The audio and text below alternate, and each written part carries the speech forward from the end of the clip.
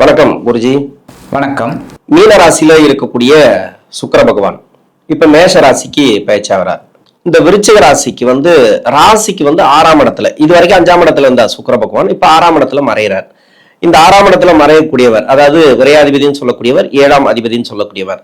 இந்த விருச்சிக ராசிக்கு சுக்கிர பகவானுடைய பயிற்சி கடந்த காலமா நிறைய கஷ்டப்பட்டு வராங்க. இப்ப 6, 7, 8ல இந்த குரு பகவான் வந்த பிறகு 2023ல இருந்தே நிறைய ப்ராப்ளத்தை சந்திக்கக்கூடிய நபர்கள்.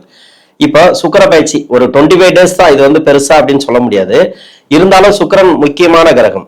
இது என்ன பலன்களை கொடுக்கும், நல்ல ஒரு மாற்றங்களை கொடுக்குமா? விருச்சிக ராசி அன்பர்கள் அப்படிங்கும்போதே நீங்கள் சொன்ன மாதிரி ஏகப்பட்ட கஷ்டங்களை அனுபவித்து வெளியில் வந்துட்டாங்க. ஆனாலும் கொஞ்சம் அமைதியாக யோசிக்கிறவங்க இந்த விருச்சிக ராசி அன்பர்கள். ஏன்னா அனுஷம் கேட்டை விசாகத்தை விட்டுருங்க, ஏன்னா அது கடைசி ஒரு 4ஆம் பாதம் மட்டும்தான்.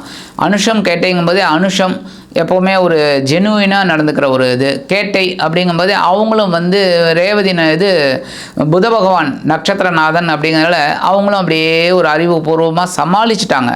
ஏன்னா ஏகப்பட்ட ஹர்டில்ஸ் 12 வருஷமாக இருந்து சனி பகவானால் அவங்க தொல்லைகளை அனுபவித்து வந்தாங்க.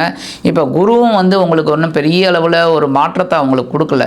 இப்போ தான் அவங்களுக்கு வந்து இந்த ஜனவரி மாதத்துலதான் ஓரளவுக்கு முன்னேற்றம் அவங்களுக்கு கிடச்சிருக்கு. கல்யாணம் ஆகாத குழந்தைகளுக்கெல்லாம் கல்யாணம் நிச்சயம் ஆகிருக்கு. ஒரு மனசில் ஒரு சந்தோஷம் கிடச்சிருக்கு. அந்த சந்தோஷம் அப்படிங்கும்போது இந்த சுக்கிர பகவான், சந்தோஷம்னாலே சுக்கிர பகவான் தான். சுக்கிர பகவான் 6ஆம் இடத்துல மறையிறார். அதுவும் 7, 12 கூடையவர் மறையிறார் அப்படிங்கும்போதே அதாவது கெட்டவன் கெட்டிடு ராஜயோகம். ஆனால் இது சுபகிரகம் கெடுறார் அப்படிங்கும்போதே, மறையிறார் அப்படிங்கும்போதே கண்டிப்பாக விரயங்கள் அதிகமாகும். அதேமாதிரி உத்தியோகத்தில் இருக்கிறவர்களுக்கெல்லாம் கொஞ்சம் இடமாற்றம் இதெல்லாம் கிடைக்கிறதுக்கு வாய்ப்பு இருக்குது. அதாவது இவங்களுக்கு மனசுக்கு ஒப்பாத இடமாற்றம். சில பேர் பார்த்தீங்கன்னா சொல்லுவாங்க, அரசாங்கத்துறையில் வேலை பார்க்குறவங்களுக்கு சொல்லுவாங்க, உன்னை தண்ணி இல்லாத காட்டுக்கு மாற்றிடுறேன் பார் அப்படிம்பாங்க. அப்போ விரும்பத்தகாத ஒரு இடமாற்றம் கிடைக்கிறதுக்கு வாய்ப்பு இருக்குது. அதேமாதிரி தொழில் வியாபாரம் ரொம்ப கவனமாக இருக்கணும். ஏன்னா விரயங்கள் அதிகமாகிடும். ஏதாவது தேவையில்லாத செலவுகள் இவங்க அபிவிருத்தி அப்படின்னு நினச்சி பண்ணுவாங்க. கடைசியில் அது அபிவிருத்திக்கு போடுற முதலீடாக இருக்கக்கூடாது. பிஸ்னஸை முன்னேற்றத்திற்கு ஒரு முதலீடு போட்டாங்கன்னா கண்டிப்பாக ஒரு சக்ஸஸ் கிடைக்கும். படிக்கிறவங்களுக்கு சின்ன வயசுல இருந்து இப்போ வந்து வெளிநாடு போய் படிக்கணும், பெரிய படிக்கணும், இல்ல வேலை செஞ்சுட்டு படிக்கிறாங்க இல்லையா, அவங்களுக்கெல்லாம் எக்ஸ்ட்ரா இப்போ வந்து அடுத்த இதுக்காக படிக்கிறாங்க இல்லையா, அவங்களுக்கெல்லாம் படிக்கிற நபர்களுக்கு எப்படி இருக்கும்? படிக்கிற குழந்தைகள் ஒன்றும் பிரச்சனை இல்லைங்க. ஏன்னா குரு வந்து கொஞ்சம் ஃபேவரபுளாக இல்லை, அஷ்டம ராசியில் தான் மறைந்திருக்கார் அவரும். ஸோ இவரும் வந்து 6ஆம் இடத்துல மறையிறார். ஏன்னா சனி பகவானும் 5ஆம் இடத்துல. ஏகப்பட்ட இதுதான், கொஞ்சம் கான்சன்ட்ரேஷன் வேணும். ஆனால் படிக்கிற குழந்தைகள் அதை மீறி படிப்பாங்க. படிக்கணுங்கிற ஒரு தாட் அந்த குழந்தைகளுக்கு கண்டிப்பாக கிடைக்கும். அதேமாதிரி வெளிநாட்டில் இருக்கிற குழந்தைகளும் நல்லா படிக்கணும், முன்னேறணும் அப்படிங்கிற ஒரு ஆர்வம் அவங்க அந்த குழந்தைகளுக்கு இந்த சுக்கிர பகவான் மறைந்தாலும் கொடுப்பார். விருச்சிக ராசியில் இருக்கக்கூடியவர்களுக்கு திருமண தடை ரொம்ப நாளா இருக்கு. ஏன்னா குருவுடைய கோச்சார நகர்வுகள் பார்த்தீங்கன்னாக்கா 2023ல இருந்து சரியில்லை. 6, 7, 8 இப்போ 8ஆம் இடத்துல தான் இருக்காரு. இது குரு பலம் இல்லை அப்படின்ட்டு ஒரு சில பேருக்கு தள்ளி போகுது. ஒரு சில பேருக்கு வந்து தோசை இருக்கிறதுனால தள்ளி போகுது. இன்னொன்று சுய ஜாதகத்துல தசா புத்தியும் சரியில்லை அப்படின்ட்டு கூட ஒரு சில நெகட்டிவான இது வந்து தள்ளி போட்டுறாங்க. திருமணம் அப்படிங்கிறது இந்த ஜாதகத்தை பார்த்தாலே இது வேண்டாம் அப்படின்னு ஒதுக்கி வச்சுறாங்க. நெகட்டிவ் தாட்ஸ் நிறைய இருக்கு.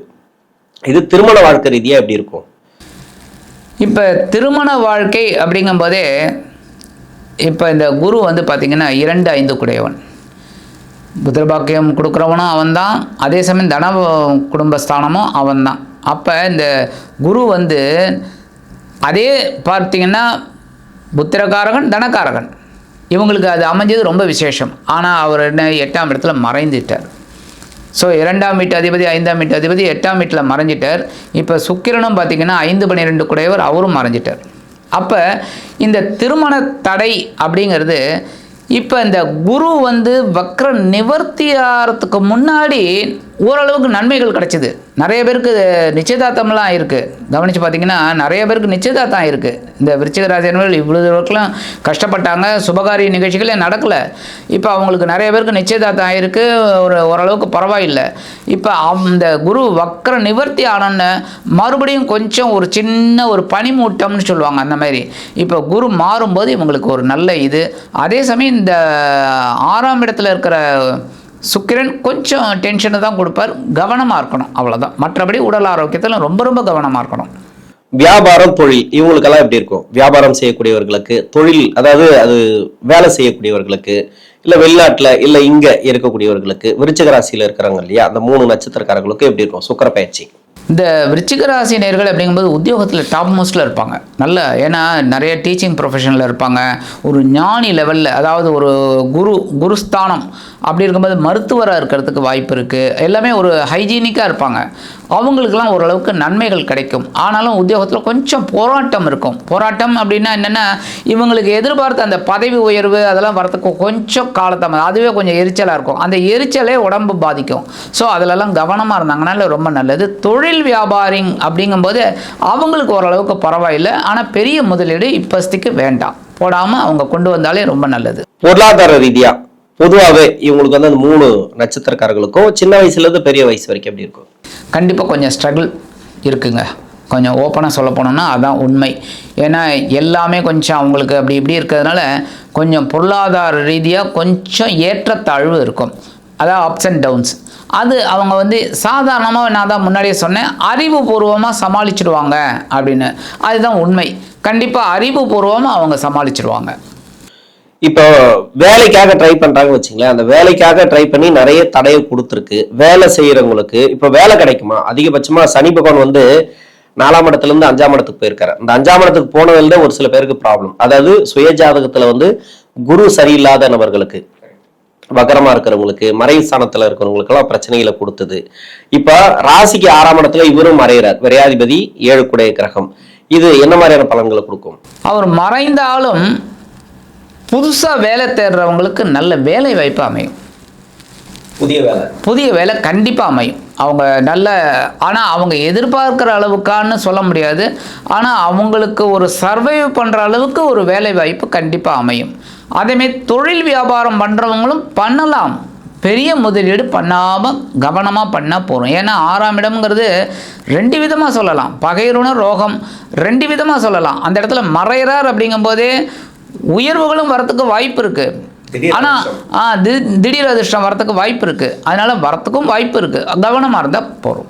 பரிகாரம், இந்த ராசிக்கு இந்த 3 நட்சத்திரக்காரங்களும் பரிகாரம், இந்த பரிகாரம் பண்ணீங்கன்னா உங்களுக்கு நல்லா இருக்கும் அப்படின்னா என்ன பரிகாரம்? இவங்க வெள்ளிக்கிழமை அன்னதானம் பண்ண சொல்லுங்க.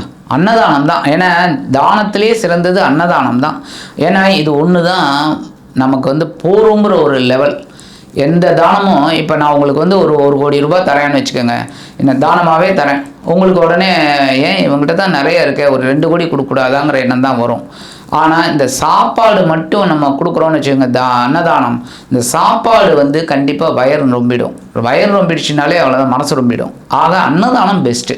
ஸோ இவங்க வெள்ளிக்கிழமை ஒரு 3 பேருக்கு காலையில் எழுந்தாலும் டிஃபன் வாங்கி கொடுத்தா கூட போகிறோம்.